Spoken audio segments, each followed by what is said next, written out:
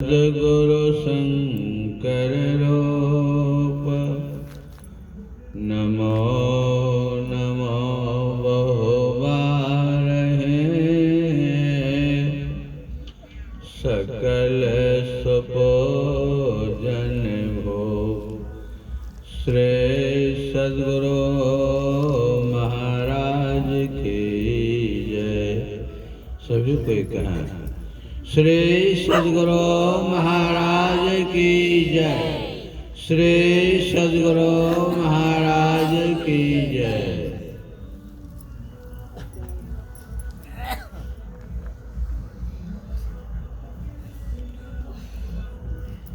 आदरणीय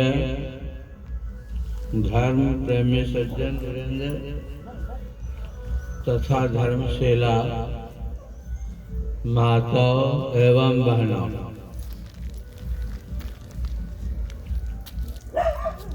हम आप क्या चाहते हैं? शांति में सुख चाहते हैं। एक सुख और एक शांति में सुख। आपको भूख लगती है, भोजन करते हैं। भोजन करने में कितना सुख लगता है, बहुत अच्छा लगता है। लेकिन कितनी देर? वह भोजन जब तक आपके मुंह में है तभी तक स्वाद लगता है। कंठ के भीतर जाने के बाद कोई स्वाद नहीं लगता है। तो थोड़ी देर में स्वाद लगा, फिर भूख लगी, फिर खाए।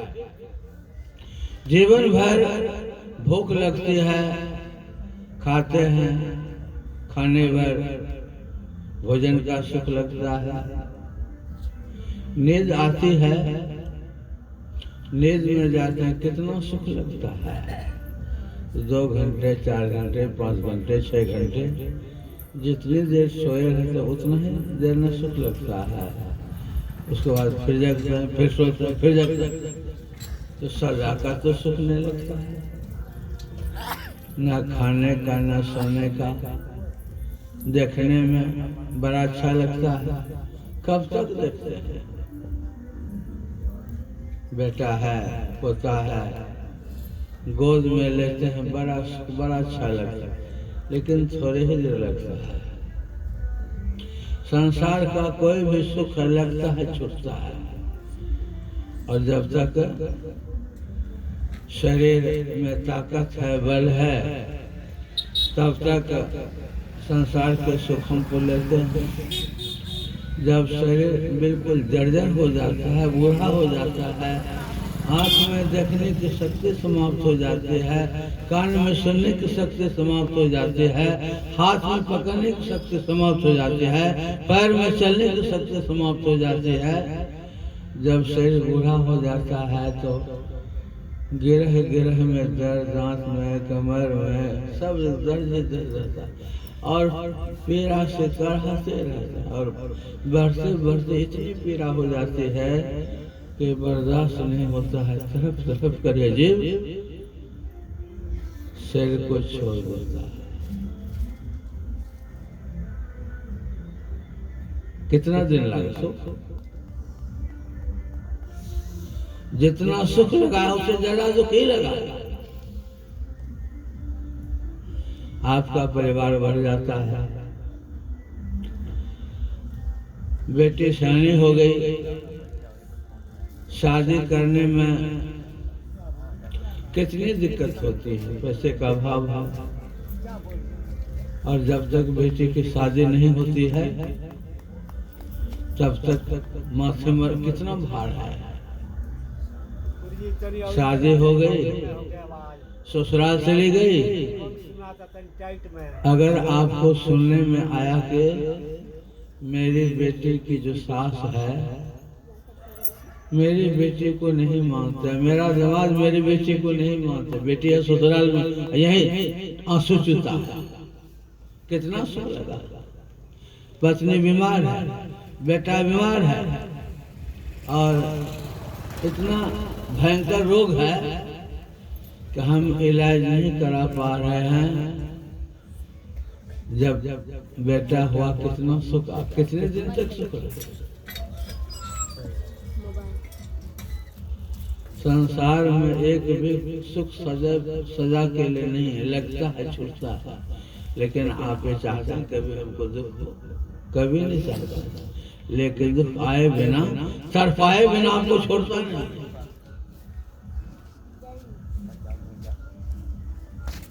आपने सुना होगा एक उत्तानपाद राजा थे,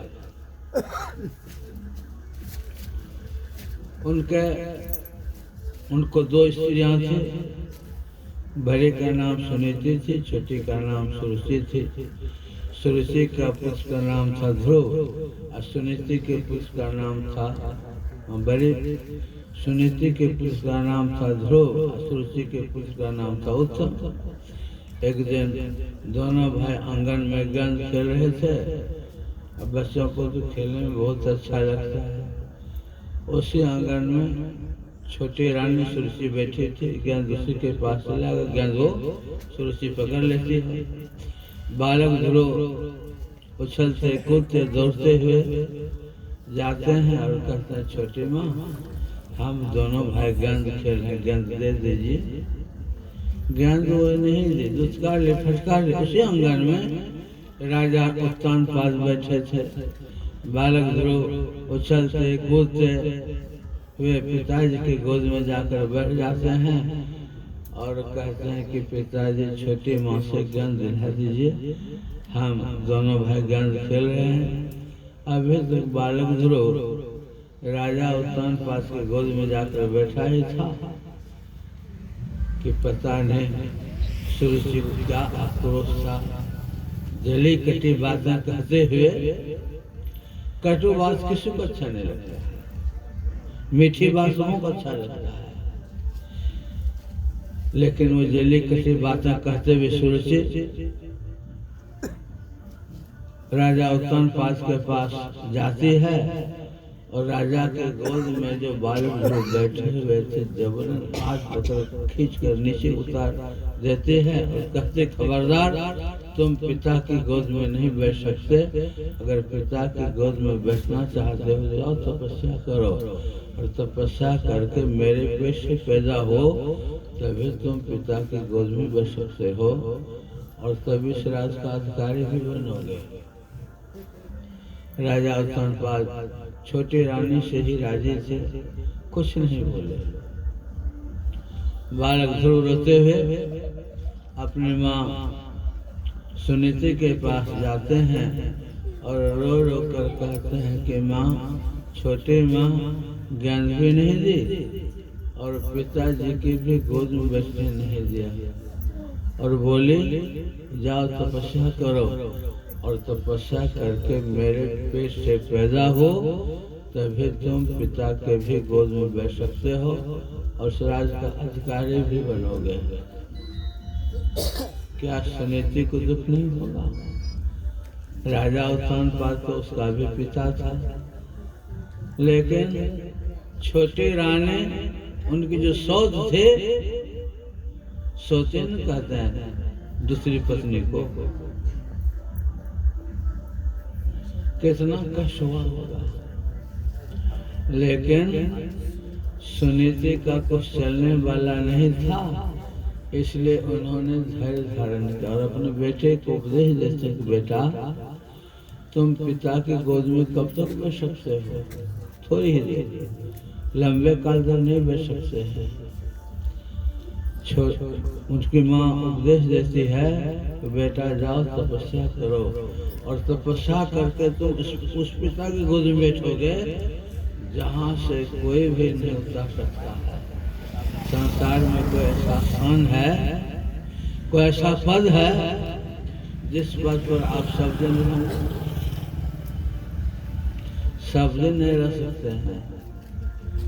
हमारे अंकित बाबू अभी आपके जिला में आकर पढ़ा रहे हैं, मस्ती कर रहे हैं, फिर यहाँ से उनकी कहीं बदली हो जाएगी, वहाँ से फिर कहीं बदली हो जाएगी, जब तक इनका उम्र है तब तक मास्टर बने रहेंगे, उम्र खत्म हो जाएगा तो सरकार इसको रिटायर कर देंगे। ये मास्टर वाला पद भी सब्जी नहीं रहा। अभी मोदी जी तीसरी बार प्रधानमंत्री बने हैं, क्या सब दिन वहाँ रहेंगे? लोग कहते हैं कि उनका उम्र खत्म हो रहा है, वो प्रधानमंत्री नहीं बन पाएंगे। ये प्रधानमंत्री का पद भी तो सब दिन नहीं रहा। संसार में ऐसा कोई स्थान है जिस स्थान पर आप सब दिन रहेंगे? ऐसा एक भी स्थान नहीं है। माँ सुनती कहते हैं, बेटा जाओ तुम तपस्या करो और उस पिता की गोद में बैठोगे जहाँ से उतारने वाला कोई भी नहीं है। बालक ध्रुव उस समय कोई 5-7 साल का लड़का था, तपस्या करने के लिए निकल गया। राजकुमार है, छोटा सा बच्चा है, लेकिन तपस्या करने के लिए निकल गया। रास्ते में नारद बाबा से मुलाकात होती है। नारद बाबा कहते हैं, ध्रुव कहाँ जा रहे हो? तो ध्रुव कहते हैं कि बाबा मैं तपस्या करने के लिए जंगल जा रहा हूँ। नारद बाबा कहते हैं, ध्रुव जंगल में बड़े भयंकर भयंकर हिंसक प्राणी हैं, हाथी हैं, ऊंट हैं, गैरा है, बाघ है, सिंह है और बड़े बड़े भयंकर सांप सब रहते हैं। वे क्या तुम्हें जीवित छोड़ेंगे? तुम अभी छोटे बच्चे हो, लौट जाओ। जब बड़ा होना, अपनी रक्षा करने में सक्षम होना, तब जाना तपस्या करने के लिए। तो बालक ध्रुव नारद बाबा को जवाब देते, बाबा आप देवर्षि के मुख से सिवा जिस परमात्मा ने मेरे रक्षा माता को उदर में किया, जिस माता के उदर में 2 बूंद पानी से मांस पिंड बना और उसे मांस पिंड में आँख, नाक, कान, सारे अंग प्रत्यंग 9-10 महीने में बनकर के तैयार हो गया।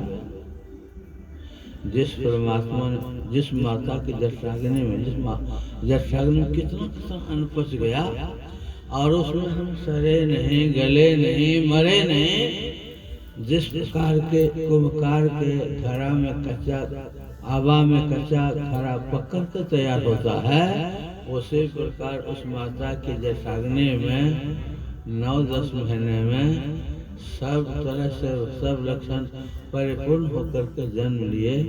जिस परमात्मा ने मेरी रक्षा परमात्मा के उदर में किया और उसी का भजन करने के लिए मैं जंगल जा रहा हूँ। क्या प्रभु मेरी रक्षा जंगल में नहीं करेंगे?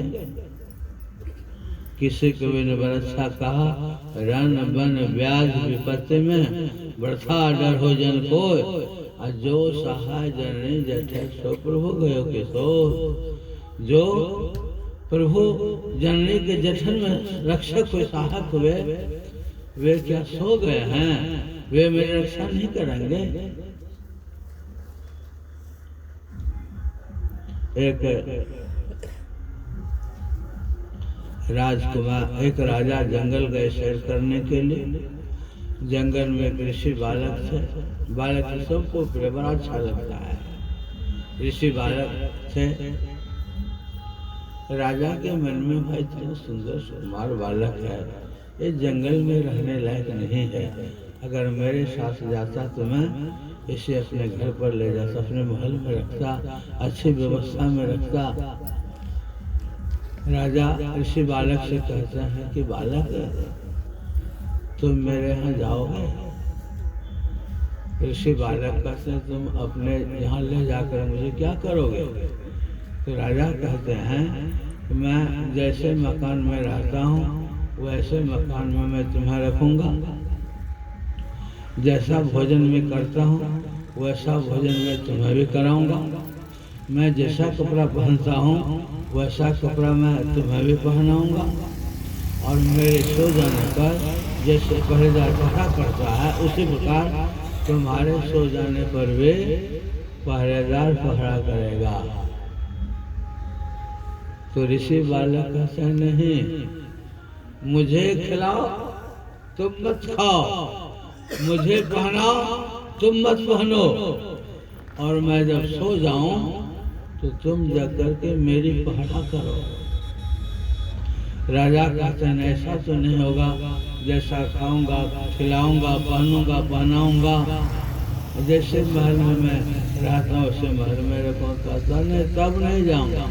मेरा मालिक ऐसा है तो मुझे खिलाता है अपने नहीं खाता है, मुझे पहनाता है अपने नहीं पहनता है, और मैं जब सो जाता हूँ तो मेरा मालिक मेरा पहरा करता है।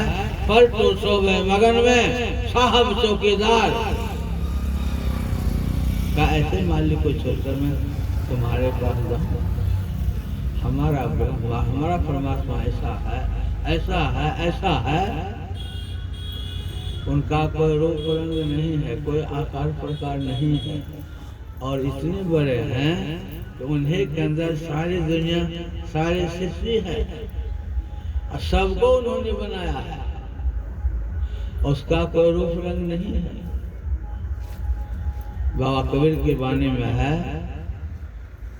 स्वरूप अखंडित व्यापी चैतन्य चेतन, ऊंचे नीचे आगे पीछे, दाहिन बाएं अनंत, बड़ा तो बड़ा छोटा छोटा में ही ते सब लेखा, सबके मध्य निरंतर साए दृष्टि दृष्टि देखा।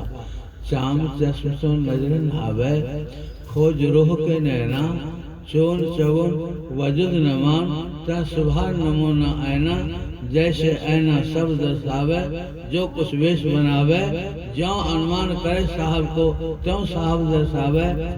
जाहे रूप अल्लाह के भीतर ते भीतर के ठाएं, आरोप आरोप हमारी आशा हम जनों के साएं, जो के रूप आपने देखा सो साहब को पेखा, कहे कबीर स्वरूप हमारा साहब को दिल देखा। स्वरूप अखंडित मैंने परमात्मा का ऐसा स्वरूप है, वो अखंड है, उसका खंड नहीं होता, टुकड़ा नहीं होता है, उसका कोई खंड कोई टुकड़ा नहीं होता है, और सबका खंड होता, सबका टुकड़ा होता है। हमारा भारतवर्ष में कितने भागों में बटा है? बाबा कबीर ने कहा 3 लोक 9 खंड में, ये धरती 9 खंडों में आना है। 3 लोक 9 खंड में गुरुता बड़ा न कोई, कर्ता करे न करी सके, गुरु करे से हो। तीनों लोग 9 खंडों में उनसे बढ़ करके कोई नहीं है। उस प्रभु का कोई रूप नहीं, कोई रंग नहीं है। अभी आपने सुना, चोन चगुन वजुद न मान, ता सुबह नमो न ऐना, जैसे ऐना सब दर्शावे, जो कुछ वेश बनावे। आप जैसा रूप बनाइए तो दर्पण में अपने रूप को देख लेते हैं, परमात्मा को देख पाते हैं। परमात्मा की बात जाने दीजिए। हम आप जितने नर नारी हैं, सबका शरीर, कोई स्त्री है, कोई पुरुष है, कोई गौर वर्ण के हैं, कोई श्याम वर्ण के हैं, कोई लंबे हैं, कोई नार, शरीर सबका है। शरीर को देखकर पहचानते हैं, लेकिन आज तक अपनी आत्मा को पहचाने हैं। आप जो कहते हैं मैं, हमारी माताएं कहते हैं मैं उनकी माँ हूँ, उनकी पत्नी हूँ, ये कहते हैं। तो शरीर के बारे में नहीं कहते हैं, कि आत्मा के बारे में कहते हैं। आत्मा को आज तक आपने देखा है? इन आंखों से परमात्मा को नहीं देख सकते। इसलिए बाबा कबीर कहते हैं, कोई कहे कि मेरा परमात्मा ऐसा है, तो परमात्मा का कोई रूप रंग का नाम रूप है, कोई नाम रूप नहीं है। एक वृक्ष के पास 2 सज्जन बैठे हुए थे, और उस घास पर एक पक्षी कुछ बोल रहा था। उस दोनों व्यक्तियों में एक इस्लाम धर्मावलंबी था, एक वैदिक धर्मावलंबी था। जो वैदिक समारोह में था वो कहता है कि भाई देखो चिड़िया कितनी अच्छी बोल रही है, चिड़िया बोल रही है, सिया राम दशरथ, सिया राम दशरथ, सिया राम दशरथ। तो मुसलमान भाई कहते नहीं जी, चिड़िया सिया राम दशरथ नहीं बोल रही है, चिड़िया बोल रही है सुभान तेरी कुदरत, सुभान तेरी कुदरत। और दोनों अपने बातों पर आ रहा है। इसी बीच में पहलवान आ गया और दोनों आदमी को लड़ते हुए देखा तो पहलवान कहता है कि भाई तुम लोग काहे लड़ते हो, चिड़िया न सुभान तेरी कुदरत न सिया राम दशरथ। चिड़िया तो बोल रही है दंड बच की कसरत, दंड बच की कसरत। अब लड़ने वाले तीन हो।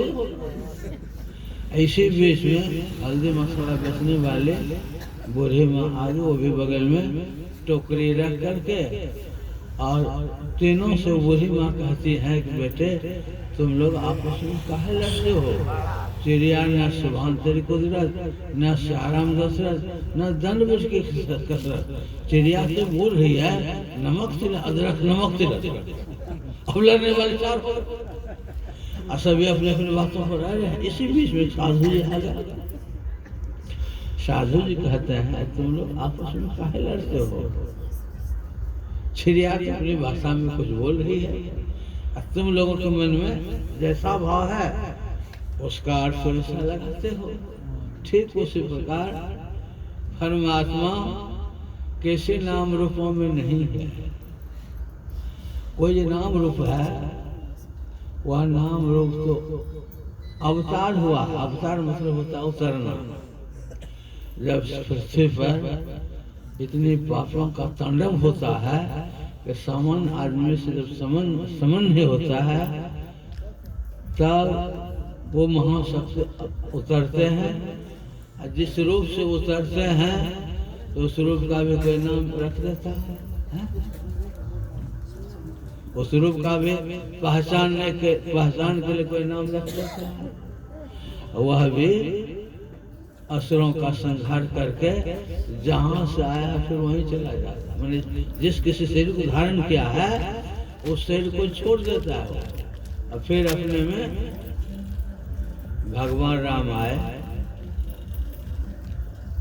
कोई कहते हैं 11,000 वर्ष तक उन्होंने राज किया था, कोई कहते हैं 13,000 वर्ष तक राज किया था। और जब जाने का हुआ तो राम लक्ष्मण भरत शत्रुघ्न सरयू नदी में आकर के प्रवेश कर गए। अब प्रवेश कर गए तो चले ही गए, वो भी तो नहीं रहे। काम करके जो था करके चले गए। क्या प्रभु परमात्मा आते हैं, रहते हैं, चले जाते हैं। वो ब्रह्म परमात्मा तो ऐसे हैं कि सृष्टि के पहले से हैं। सृष्टि है तभी है, जब सृष्टि नहीं रहेगी तभी वो रहेंगे। उसका किसी काल में नाश नहीं होता। वही ब्रह्म है, वही परमात्मा है। जैसे हमारा आपका शरीर तो छूट जाता है, लेकिन हम तो रहते ही हैं। भले इस शरीर को छोड़ करके कर्म अनुसार अगर शुभ कर्म किए हैं तो देवलोक में चले जाते, देवताओं के शरीर में जाते हैं। और देवताओं के शरीर में सब दिन नहीं रहते, जब तक उनका पुण्य है तभी तक पुण्य के शरीर में रहते हैं, पुण्य वाले देव शरीर में रहते हैं। और उनका जब पुण्य समाप्त हो जाता है तो फिर उस लोक को छोड़ देते हैं। और जैसे हम आपका शरीर छूटेगा, अगर कभी सत्संग भजन नहीं किए हैं, भूखों को अन्न नहीं दिए हैं, जो आशा है उनका मदद नहीं किए हैं, सत्संग नहीं किया। एक संत पलटू है, उनकी वाणी में है कबों सत्संग न कहना, भूखे को न कुछ देना, माया और मोह में भूले, कुटुंब परिवार लखे फूले। अब पूछे धर्मराज जब आए, बचन मुख नाही कहे आए, पल दास लेके रोया, असुभर तन पाया। आपका जब शरीर छूटेगा तो मरने के बाद भूत बनेंगे, उसके बाद कुकर शुकर बंदर भल पता नहीं क्या क्या बनेंगे। अगर इस शरीर से आपने परमात्मा का भजन नहीं किया, किसी ऊंचे दर्जे के गुरु का चरण से ग्रहण नहीं किया, परमात्मा का सुमरन भजन नहीं किया तो मर करके कोकर साहब सियार बोल रहा है, ठंडी लग रही, सब हुआ हुआ कर रहा है, उसी से मरी। अभी मनुष्य के शरीर में देखिए कितना सुंदर कोट कमीज मोफलर चादर स्वेटर सब पहने हुए हैं, अब मर करके वे बंदर सियार बन जाए तो हुआ हुआ कीजिएगा। इसलिए संतों ने कहा अगर इस शरीर से आप सत्संग करते हैं, भजन करते हैं, तो सत्संग भजन करने वाला वह प्रभु के लोग जाता, प्रभु के धाम जाता है। अगर प्रभु के धाम प्रभु का लोग नहीं भी गया तो इस पुण्य के प्रभाव से स्वर्ग जाएगा, स्वर्ग के सुखों को भोगेगा और फिर किसी श्रीमान योगी के कुल में जन्म होगा, मतलब सत्संग घर में जन्म होगा और वहाँ पर बड़ा सुंदर से होगा, सत्संग भजन कीर्तन होता है और बचपन से उनको सत्संग भजन मिलेगा।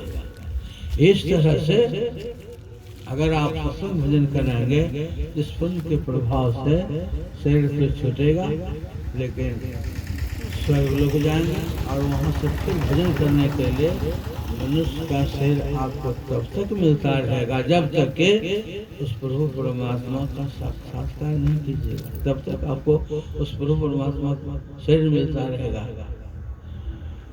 बालक ध्रुव कहता है कि बाबा जिस प्रभु का भजन करने के लिए मैं जा रहा हूँ क्या वे मेरी रक्षा नहीं करेंगे? जब नारद बाबा ने देखा कि इस बच्चे का वैराग एकदम प्रखंड वैराग है, प्रचुर वैराग है, उत्तम वैराग है, तब नारद बाबा बालक ध्रुव को उपदेश दे दिया और जाकर जंगल में ऐसी कठिन तपस्या, कैसी कठिन तपस्या किया कि जैसे अभी देखते हैं सर्दी गर्मी कितनी ठंडी लग रही है, ऐसे ठंडे में भी कोई कपड़ा नहीं पहने थे और एक पैर पर इतना कठिन तपस्या करने लगे कि जब तक भगवान विष्णु का दर्शन नहीं होगा मैं इस आसन से डिगूंगा नहीं। ठंडी को बर्दाश्त किया, गर्मी को बर्दाश्त किया, आंधी तूफान को बर्दाश्त किया, लेकिन वहां से हिले नहीं। इतनी कठिन तपस्या के 6 महीना होते होते प्रभु दयालु प्रकट हो जाते हैं और प्रकट होकर के भगवान विष्णु बालक ध्रुव को दर्शन देते हैं। कहता है बेटा मांगो तुम क्या क्या चाहते हो, जो जो कामना थी सारे कामनाओं को प्रभु के सामने रखे। अब बाद में कहते हैं कि प्रभु मेरी छोटी माँ ने मेरा अपमान किया, मेरा तिरस्कार किया है, अगर मैं हट जाऊं तो मेरे माँ मेरा अपमान नहीं, मेरी छोटी माँ मेरा अपमान नहीं करे, मेरा तिरस्कार नहीं करे, तो भगवान विष्णु कहते हैं बेटा मेरा दर्शन हो गया और मेरे दर्शन के बाद भी क्या तुम्हारा अपमान होगा, तुम्हारा तिरस्कार होगा? कहा कि अब बेटा तुम्हारा अपमान तिरस्कार नहीं होगा।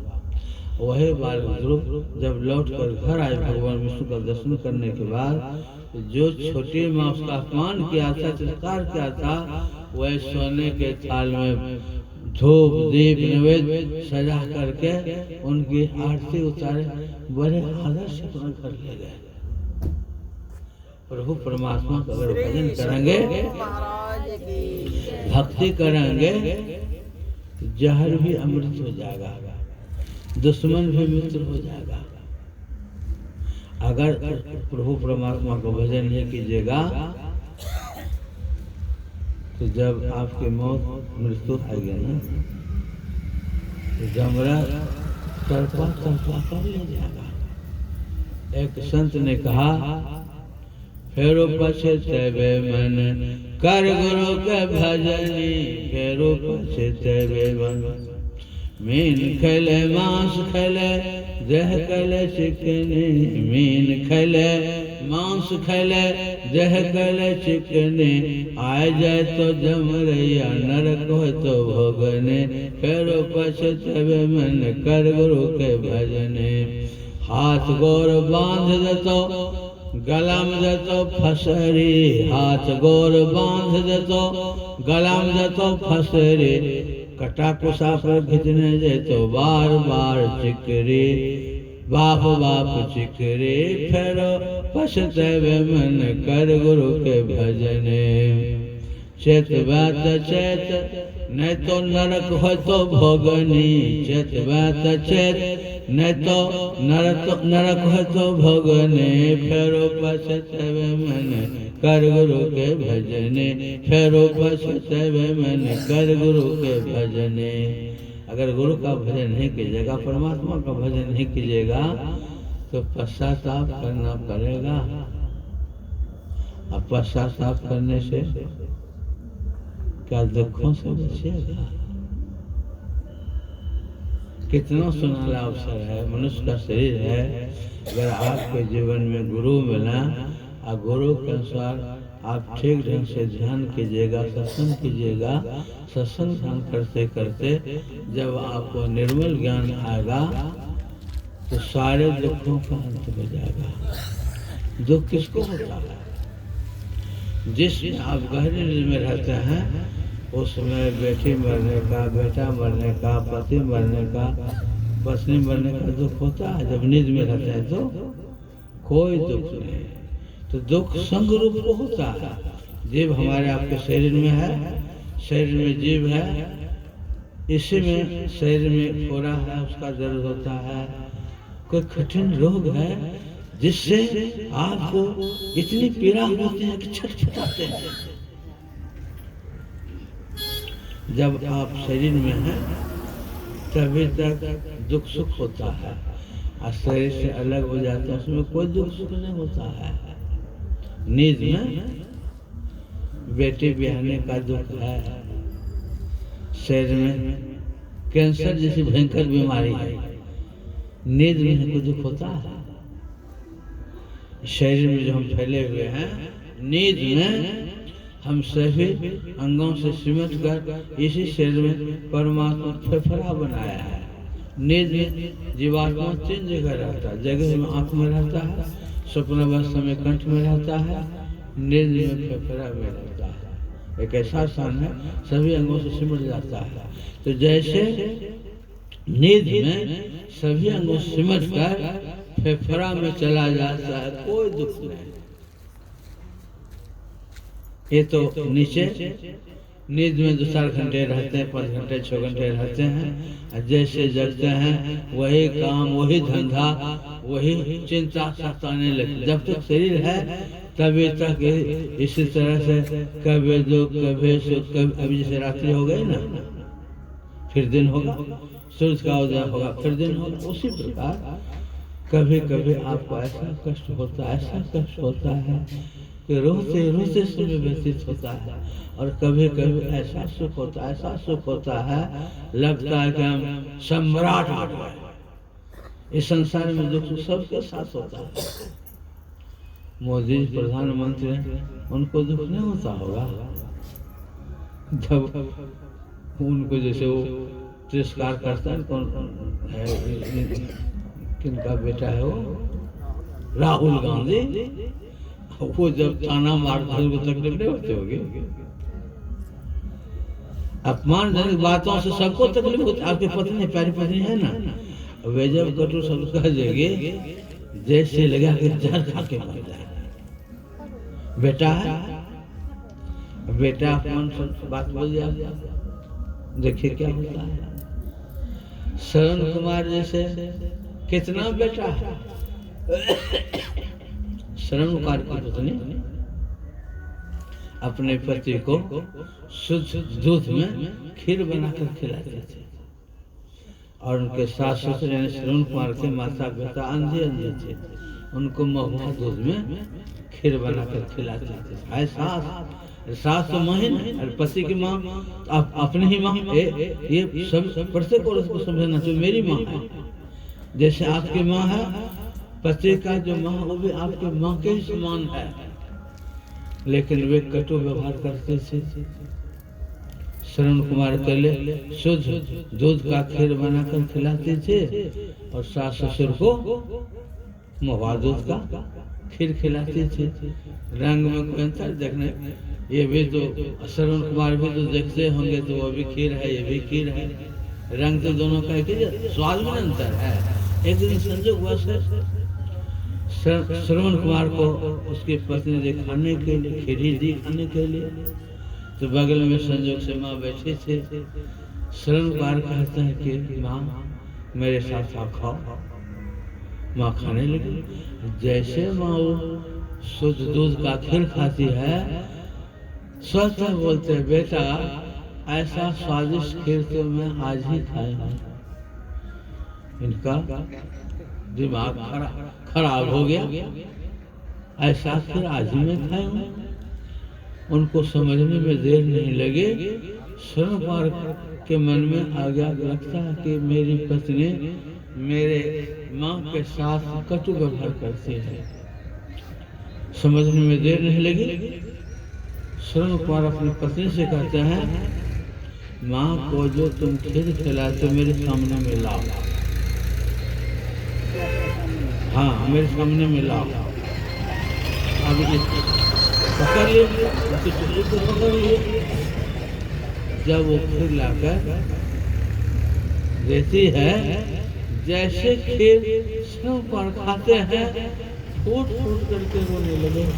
जिस माँ ने मेरा 9-10 महीने अपने पेट में रखा, जन्म दिया और बच्चे प्यार से पाली पोसी, और मेरी पत्नी मेरी माँ के साथ ऐसा कटु व्यवहार करती है। उनको इतना दुख हुआ, उसने इतना दुख हुआ, उसी समय पत्नी का परिचय कर दिया। उसी समय कोई विलम्ब नहीं किया और अपने माता पिता को बहंगे बना करके तीर्थाटन कराने लगे। अपने देश में 68 तीर्थ है, 1-2 तीर्थ नहीं है। सभी तीर्थ एक ही जगह नहीं है। एक पूरब है तो पश्चिम अपने देश में, एक उत्तर है तो दक्षिण है, बड़ी दूर दूर में तीर्थ स्थान है।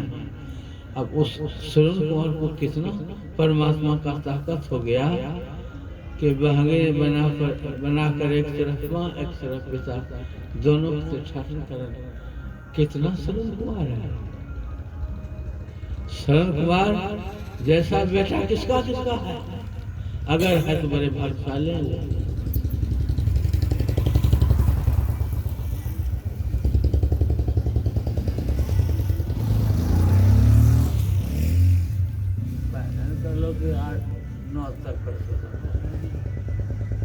जानते हैं साल में हो जाना चाहिए, ठंडा का समय है, कोई बात नहीं मोड़ दो।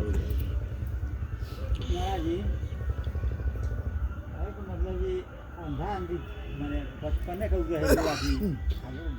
हमको पता नहीं। जिस परमात्मा ने हम आपको एक जन्म दिया, सो जिस परमात्मा ने सिर्फ हम ही आपको नहीं, पृथ्वी को बनाया, चंद्रमा को बनाया, सूर्य को बनाया है, उस परमात्मा का कोई रूप रंग नहीं, कोई आकार प्रकार नहीं। जैसे आप आंख से रूप देखते हैं तो सभी को आंखें से रूप देखते हैं। किसी वर्ण के, किसी जाति के हैं, किसी देश के हैं, रूप देखने के लिए आंख बनाया है।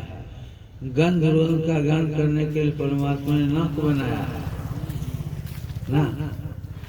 जो को भी चाहे किसी वर्ण किसी देश के, वो नाक से ही गंध रोधन का ज्ञान कराए। जिह्वा के द्वारा स्वाद का ज्ञान होता है, देख करके छू करके स्वाद का ज्ञान होता है। स्वाद के लिए जिह्वा बनाया है, शब्द के लिए कान बनाया है, और स्पर्श के लिए त्वचा को बनाया। एक विषय के लिए एक इंद्रिय है। ठीक उसी प्रकार परमात्मा चेतन आत्मा का विषय है। चेतन आत्मा हम आपके अंदर, चेतन आत्मा के ऊपर जड़ का आवरण है, जो अस्तु शरीर भी एक आवरण है। इस अस्तु शरीर के अंदर सूक्ष्म शरीर वह भी एक आवरण है। सूक्ष्म के अंदर कारण शरीर वह भी एक आवरण है।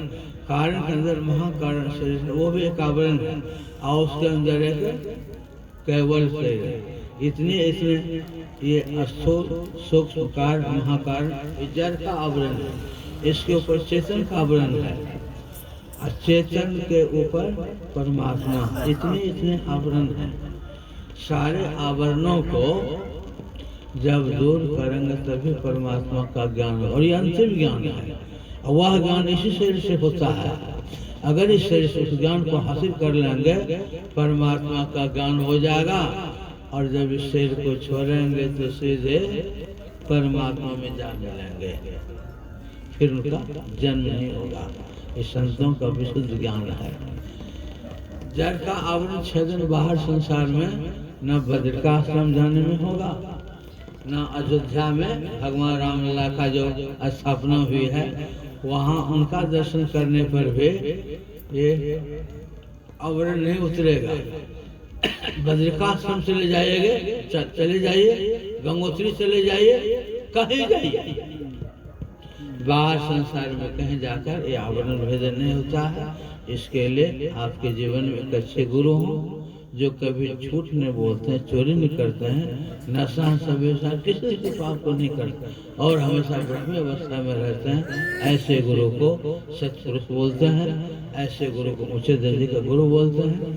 ऐसे गुरु अगर आपको मिल जाए और प्रभु का ध्यान करने के लिए बता दे, वो पहले जप करने के लिए बताते हैं, जो ईश्वर बोधक हो जप करने के लिए बताते हैं, थोड़ा देर जप में मन लगता है, उसके बाद रूप ध्यान करने के लिए बताते हैं, उसके बाद फिर सूक्ष्म ध्यान करने के लिए बताते हैं। इन ध्यानों को करने से जैसे आपको मैंने पहले बताया, जब नींद आती है तो सभी अंगों सिमट कर फेफड़ा में चले जाते हैं, नींद का आनंद होने लगता है। ठीक उसी प्रकार इसे जागृत अवस्था में ही नीचे नहीं ध्यान करने के लिए बताते हैं। उस ध्यान में ऊपर उठते हैं और ऊपर आंख से ऊपर उठते, उसको तुरीय अवस्था मिलता है। उसी तुरीय अवस्था में बढ़ते बढ़ते परमात्मा का ज्ञान होता है और होते होते पूरा ज्ञान हो जाता है, उनका परम कल्याण हो जाता है। ये सूक्ष्म भक्ति है, यह एक दो दिन में होने वाला नहीं। इस भक्ति को करने के लिए अनेक जन्म लगते हैं, लेकिन ये जो संस्कार आपको होगा वो छूटता नहीं है। मरने के बाद संस्कार बार बार मनुष्य शरीर में लाता है और अनेक बार मनुष्य शरीर में आते आते पूर्णत्व की प्राप्ति होती है। इसी के लिए मनुष्य का शरीर मिला है, इसके लिए सभी कोई कर सकते हैं। स्त्री पुरुष अमीर गरीब बदल के सभी कोई कर सकते हैं। आप जो भी काम करते हैं नौकरी व्यवस्था की उसका काम कीजिए और थोड़ा थोड़ा समय निकाल करके भोर में सवेरे जग जाइए, चंचल ध्यान कर लीजिए, कुछ दिन में समय निकाल लीजिए, कुछ रात में निकाल लीजिए। इस तरह से थोड़ा थोड़ा सत्संग ध्यान करते करते आपका जब पुण्य जमा होगा तब ध्यान में मन लगे। अनेक जन्म की बात, एक दिन की बात नहीं है। इसके लिए आपको गुरु चाहिए, बार बार गुरु का दर्शन कीजिए, रोज सत्संग कीजिए, थोड़ा सा पुण्य जमा होते होते एक दिन मुक्ति को प्राप्त कर लेते हैं। ये एक दो दिन एक दो जन्म की बात नहीं है। इसके लिए आपको बहुत धैर्य करना है, इसके लिए रोज सत्संग करना है, रोज ध्यान करना है। हमारे अंकित बाबू कितने अच्छे सत्संग, हमको बहुत खुशी हो रही है कि अपना आजकल सरकार मास्टर का नियम बहुत कस दिया है, फिर भी इन नियमों का पालन करते हुए बड़े अच्छे ढंग से आकर आप लोगों को संतों का ज्ञान सुना रहे हैं। मैं अंकित जी को बहुत बहुत आशीर्वाद देता हूँ। आप जितने सत्संगी भाई बहन सत्संग सुन करके इसमें जुड़े हैं, सबों को बहुत बहुत आशीर्वाद देता हूँ। सभी के पुण्य के भागे हैं।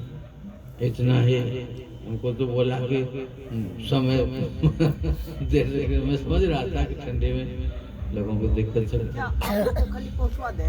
बाकी सब लोग बैठेंगे ना हो गया तो अंत कर दो। तो बड़ा अच्छा रहा। इसी तरह से फिर मौका मिलेगा तो मैं आऊँगा, आप लोगों की सेवा करूँगा। श्री सदगुरु महाराज की जय। गुरु महाराज का एक भजन बहुत प्रत्येक रविवार को गुरु महाराज कर्तव्य ध्वनि के साथ भजन गाते थे, तो हम लोग सभी को कर्तव्य ध्वनि के साथ सुनी लीजिए। माइक बजा ले जाइए, बजा सब ले जाइए। भजन भजन भजन गई करी न कहानी भजन गाए बजाई जा वालों ले लीजिए आई का बजाना चल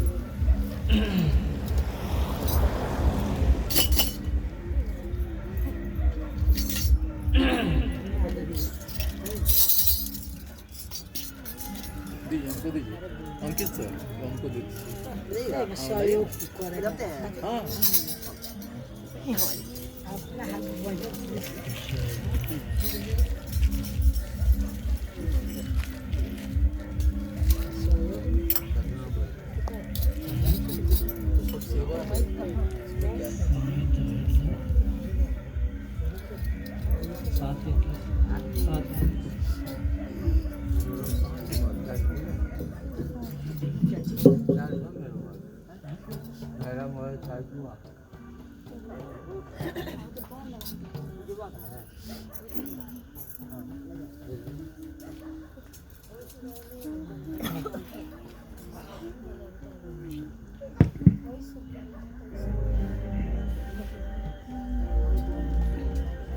श्री सद्गुरु महाराज की जय। श्री सद्गुरु महाराज की जय। आइए आप लोगों की सेवा में एक भजन रखता हूँ।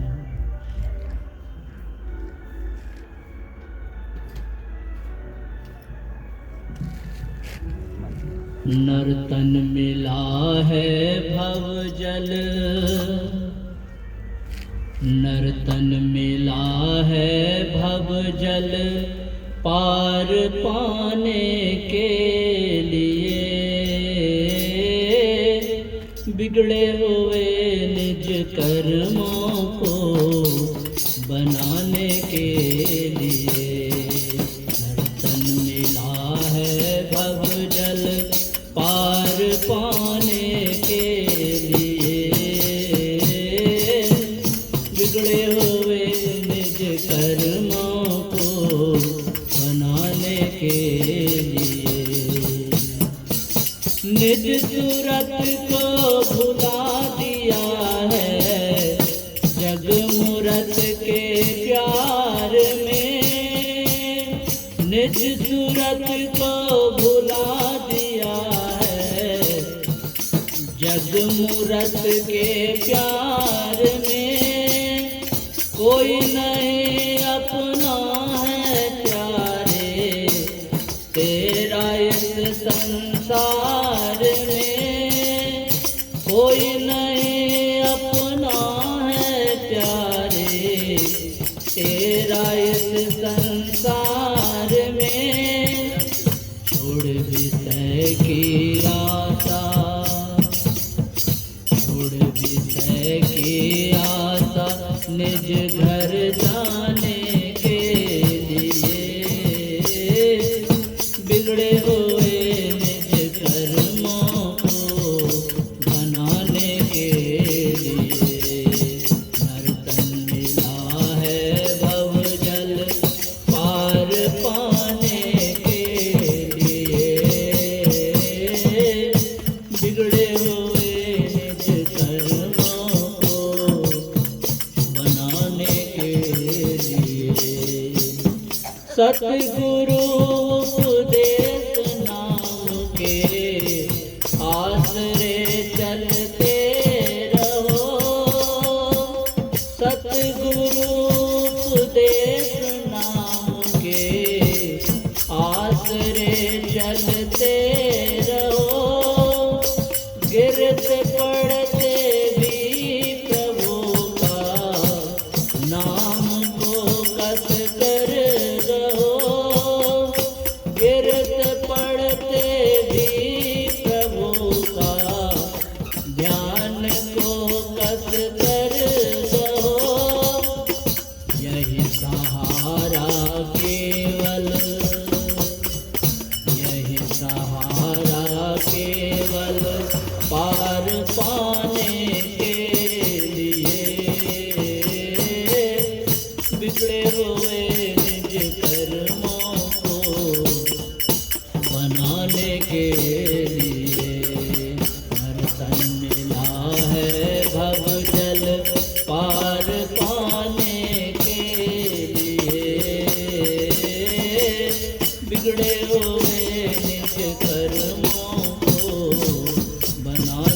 के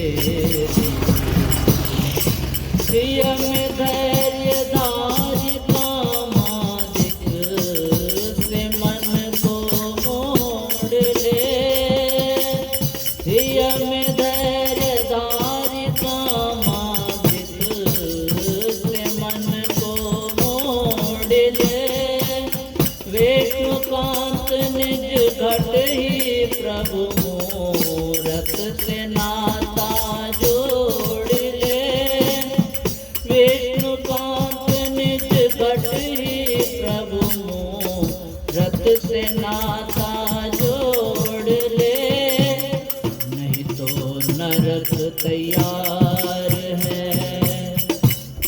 नहीं तो नरक तैयार है तेरे जाने के लिए बिगड़े हुए निज कर्मों को बनाने के लिए नर्तन मिला है भव जल पार पाने के लिए बिगड़े हुए निज कर्मों को बनाने के लिए बिगड़े हुए निज कर्मों को बनाने के लिए श्री सद्गुरु महाराज की जय। बोलिए आप भी लोग विचार करके बताइए क्या करना है। जो अपने गाएं मतलब हम गाएं कौन भजन बोलिए